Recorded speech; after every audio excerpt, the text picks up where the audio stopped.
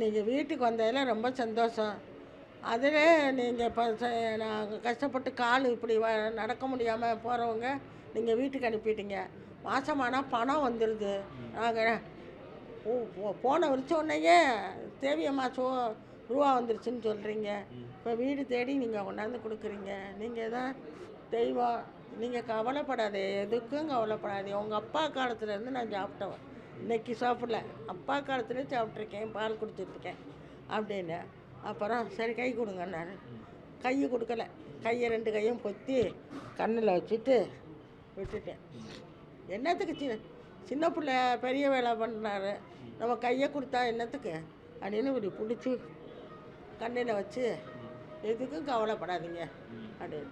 ரொம்ப சந்தோஷமா. நீங்கள் எப்படிமா பொருள் வாங்க போகிறீங்க? வீட்டில் கூட யாராவது இருக்காங்களா, தனியாக தான் இருக்கீங்களா? இந்த பொண்ணு இருக்கா மேலே, 3 பேர். ஒருத்தி லைனில் நிற்பா, ஒருத்தி என்னை வந்து கூட்டிகிட்டு வருவா.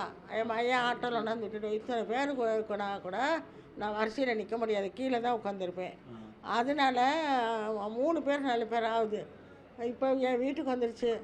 யாரும் சட்டையில் அந்த 1000 ரூபாயை வச்சுக்கிட்டு அந்த அரிசியை வச்சுக்கிட்டு கொஞ்சம் கொஞ்சம் போட்டு இட்லி சுட்டுருவேன். நான் வழியில் வாங்கி சாப்பிட மாட்டேன்.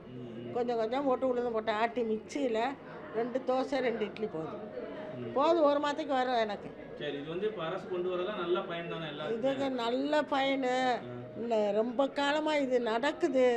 இவங்க இதையும் அவங்க அப்பா மாதிரி இதை கொண்டு வந்துட்டாங்க. சரி. அவங்க அப்பா காலத்தில் பால் மாட்டு நின்றுனா எங்கள் ஊரில் கலைக்கு ஊற்றுவாங்க நரசு. முட்டையும் சோறும் மத்தியானத்தில் கொடுப்பாங்க. அந்த வேலைக்கு போயிடுச்சுங்கன்னா அதில் நாங்கள்லாம் சாப்பிட்ருக்கோம்.